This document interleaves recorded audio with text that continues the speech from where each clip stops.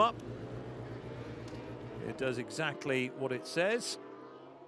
An opportunity for the riders to have a look around the circuit. Maybe a few last-minute adjustments for setup, maybe tyres, etc.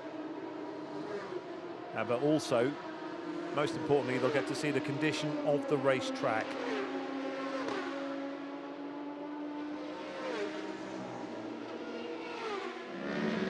So first of all, the riders with this luxury of a short warm-up period so they can reacclimatise to the conditions while on their bikes and reacquaint themselves with the track and get dialed back in. And that, of course, also means seeing how the surface is looking following yesterday's racing, which saw a fair amount of oil put down on the circuit, which some of the riders were uncomfortable with. And it saw the cancellation of race 1 and the postponement until today of race 2. It may be frustrating for some to have this delay, but hey, having waited for bikes to return to Macau for the first time since 2019, then what is wrong with just a few more hours and one sleep delay? And also it may be a little bit of a different looking rider lineup to what we've expected in recent years, but these competitors were happy to answer the call. For that matter, there's no Marc Marquez here, no Bagnaia or Quartaro. Not that we would expect them to be here. If they had wanted to take part, then they would have been welcomed with open arms. So, racing at Macau isn't a closed shop. The race has been arranged. It's a standalone event, not part of any championship, no points on offer. But as I said, a race has been arranged and these riders have answered the call. You may mock me for mentioning the likes of Marquez, but don't forget Macau has in the past attracted MotoGP and World Superbike champions like Kevin Schwantz and Cole Fogarty, who also won here, of course. So, as I say, it may be a different looking lineup, but it's still a motorcycle race on an iconic racetrack. What is not to like? So, we may find out one or two little issues here or there with the bikes. I would imagine every rider is out on used tyres right now. They'll change to race tyres ahead of the Motorcycle Grand Prix, which will take place over 8 laps. Julian Trummer just ahead of David Datzer through Mandarin. There was supposed to be that first motorcycle race yesterday. It's been decided that the trophies, the first, second and third place, will be handed out to the first, second and third places on the grid. So the trophies won't go to waste. They'll instead be awarded to the 3 fastest qualifiers. And Erno Kostamo will also get the trophy for the fastest lap for having put in the fastest lap to qualify for pole. In fact, the only rider here to go inside 2.5 minutes. 2:28.2 his fastest time. The lap record for motorcycles still in the hand. Easton going back many years. 2:23.6 from memory. I'll just don't have the record book on to hand. Has the unofficial lap record, 2:23.0, again going from memory there, so forgive me if I've got that slightly wrong, but I'm pretty certain it's right, 2:23.0, but he did that in qualifying in 2017, so it's not official, but it is unofficially the fastest motorcycle lap of Macau.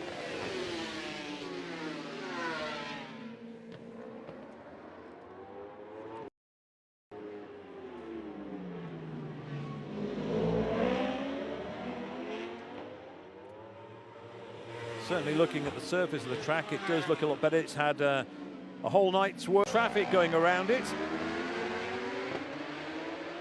And still plenty of rubber from the past 3 days. You can see certainly coming into Melco. And the surface does look a lot better. It's a shame we're not able to hear from the riders. Maybe we might have a roaming mic pick something up perhaps when they come in, just to get an idea of what the track is like and whether they're happy or not. Lucas Mora just in this little group in third.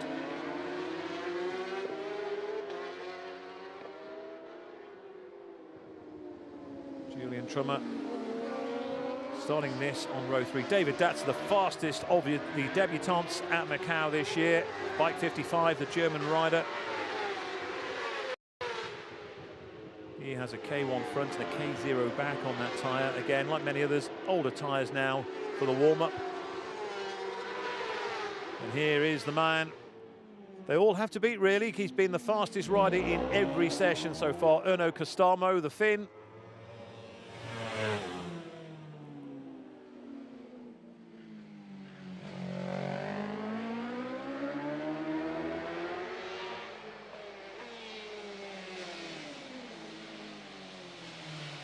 Of course, motorcycles can overtake at the Macau hairpin. It's a different rule for the cars. We have seen the odd overtaking mover once or twice over the years into Macau. Datzer has passed Trummer on the track. Of course, it's warm-up. Times are irrelevant. It's all about getting happy with the bike, dialed back in.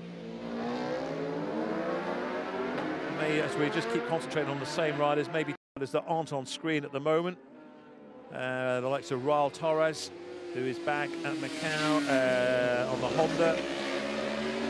He's gone for a soft front and back. Lauren Hoffman, bike 174. He had some sensor issues, but everything seems to be back in business. He said he was struggling to really find a good line into Macau. Every time he just wasn't getting it right, wasn't feeling it. That's the end of sector 3. Using a medium rear. It's interesting, they're all going, not all, obviously some are going to replicate themselves, but certainly every permutation of either hard front, soft back, soft front, hard back, medium, soft, soft. Certainly the one thing that no one's going for is hard, hard. But all sorts of different compounds. In fact, some are even going super soft as well.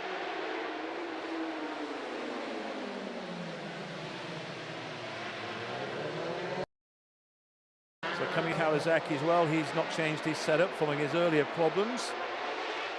And I was speaking to, Andre Perez. I was just mentioning him before, bike 14. As we look at Joey Thompson and Rob Hodson.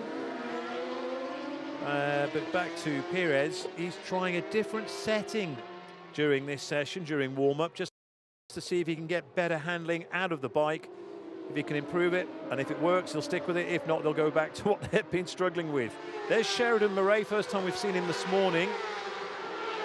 He was certainly the most vocal of the riders yesterday in being not too happy with the condition of the track, which led to the cancellation of race 1 and the postponement of race 2. There's Camille Holland, bike 474. Just following Paul Williams, who we've not seen a great deal of on the Suzuki. He starts on row 4.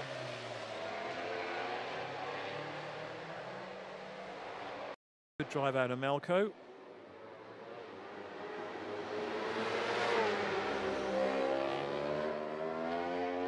Timothée Monot, the Frenchman. Even though he's not been anywhere near the top of the time charts, he's enjoying his Macau experience. Roland's made his way to the front of this little group. He's improved. A few issues with the bike at the beginning of the week. All sorts of electrical problems, but they seem to be behind him now. So just with less than 6 minutes on the clock left.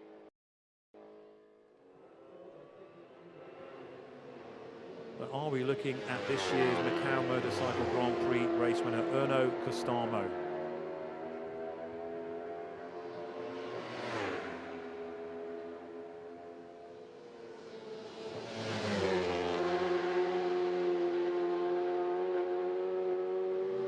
Lauren, a great deal of on screen either. He said he's not changing anything. Change the sensor, bike's working, they're staying on a soft front and a medium rear. And the 2 laps that they did, the tyres that he did the 2 laps on yesterday before the abandoned race, will be the tyres he'll be using. So really like rest of these, if the track is in good shape. And I have to say, it looks pretty good. And so it should really, because we've not had any cars on it, we've not had any red flags, not had any. He must be happy. originally from South Africa, but of Portuguese descent. Erno Kostamo, I feel I should say, we must be seeing a lot more of him on our screens once the lights go green. Just rubs his shoulder against the wall there. Coming into police and then up Moorish.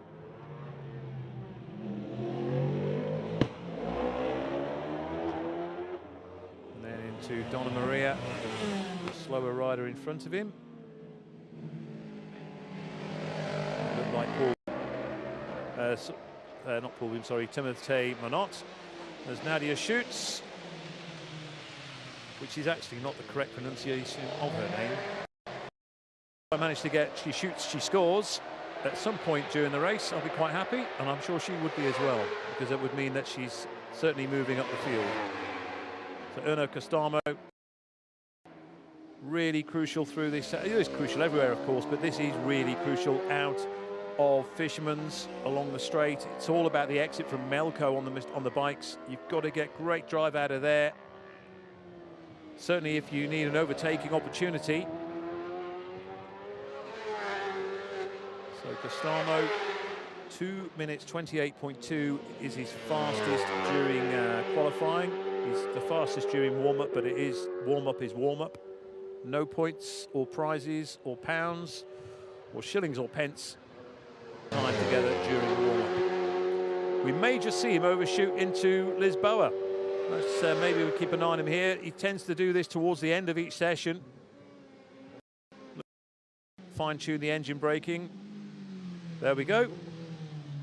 I'm not going to say I warned you, but yeah, we've come to expect that from Erno. Just looking for, just to see as well, learning where the track is bumpy, because when they hit the brakes and the rear starts to go light, that's something they don't really want to feel. So they're looking for any smooth possible lines going into places such as Lisboa.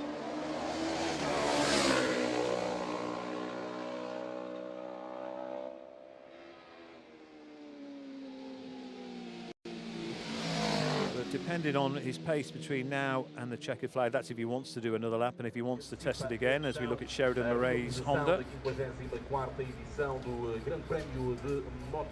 Erno Kostamo still out there, so too Raul Torres. Joey Thompson's out there as well, and so too Andre Perez.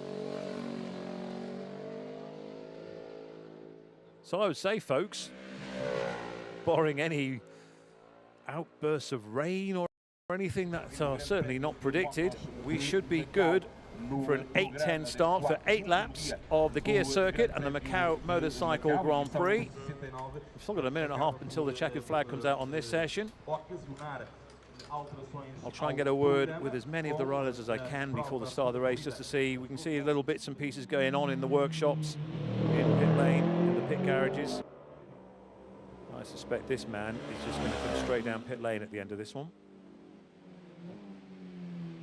Can anyone stop Erno Kostamo from winning this year's Macau Motorcycle Grand Prix? And if he does, he'll become the first non-British rider since Andy Hoffman in 1997 to do so. It's been dominated by the Brits ever since then. The early two was Asian riders, namely from Japan. Plus, of course, John McDonald. Some of you may have heard of him, the only rider to win a Macau Motorcycle Grand Prix and win on 4 wheels as well. There's Rob Hodson. They've been trying a few little bits and pieces here and there to try and get a little bit more out of the Kawasaki. He's never raced a Kawasaki here before.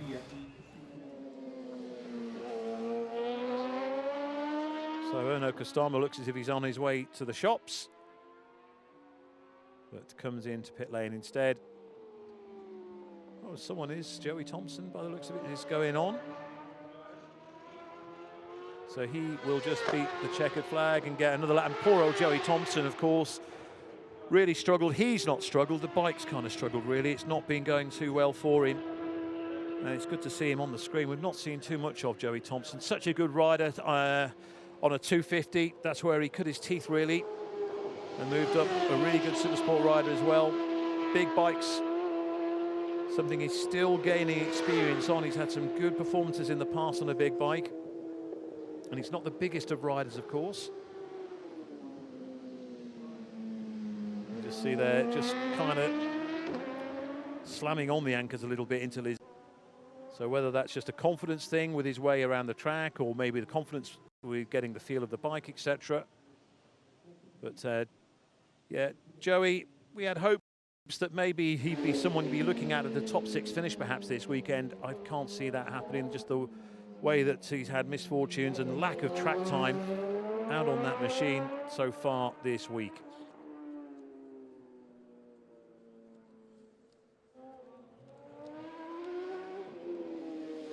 He's on the BMW running Pirelli tyres. I think he's gone for a medium front and a soft rear.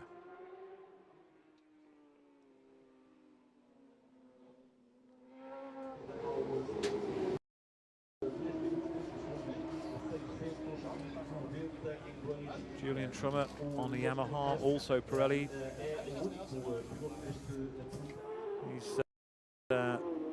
He was, last time I spoke to him, he was not too sure on whether he was going to go for a soft tyre or a hard tyre. And he was going to use race 1 to see how that goes. Thompson keeping very wide around Donna Maria, keeping out of the car parking spaces. That part of the track tends to be a little bit dirtier.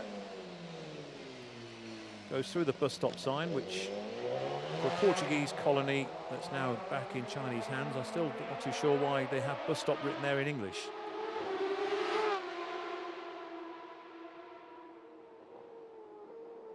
You can see lots of rubber put down, so Joey Thompson, even though it's been a frustrating week for him, really enjoying his time here at Macau.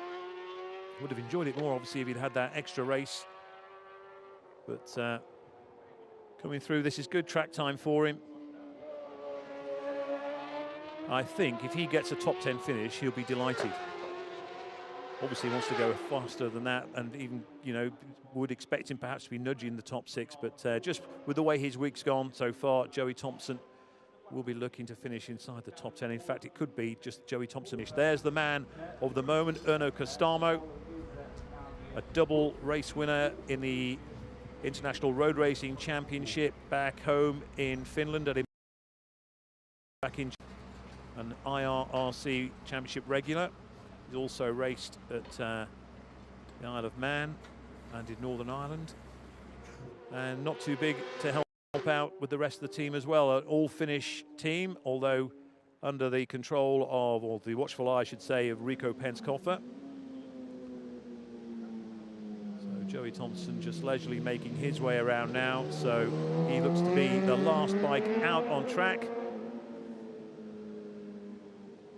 So we have a front row, just in case you've not been able to join us so far this week. Kostamo is on the front of row 1, alongside him Germany's David Datzer on the BMW, Sheridan Moreira Portugal on the Honda, completing row number 1. Rob Hodson from Great Britain on the Kawasaki on row 2, alongside him Lucas Mora, also on a Kawasaki, and Andre Perez on the Honda. Both Hodson and Perez running Dunlop tyres. The rest of the front 2 rows are on either Metzler or Pirelli. Row 3, Julian Trummer on the Yamaha. Then it's Raul Torres on the Honda, and Laurent Hoffman on the BMW, completing row 3. And Camille Holland. So a little bit of practice starts. There we go. That's sticking to the rules. So that is Andre Perez we just mentioned, just having making sure that everything's working, being able to get away. You might just see Joey Thompson have a go at that as well. But as I was saying, Camille Holland, Paul Williams and Joey Thompson on row number 4. And on row 5, Schutz and Monot.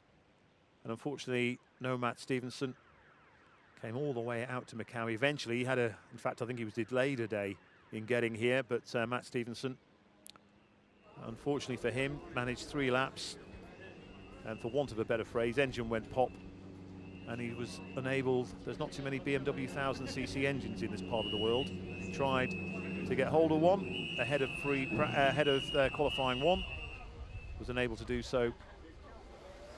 So it's just been part of what has been each time, getting a few seconds here or there. The only one real, I think, that you could say is Joey Thompson. This is the warm-up times. Not that they really mean, there's nothing you can really read into any of that at all, of course, apart from the fact that, yet again, Erno just seems to like telling everybody that so far he's the quickest of this bunch.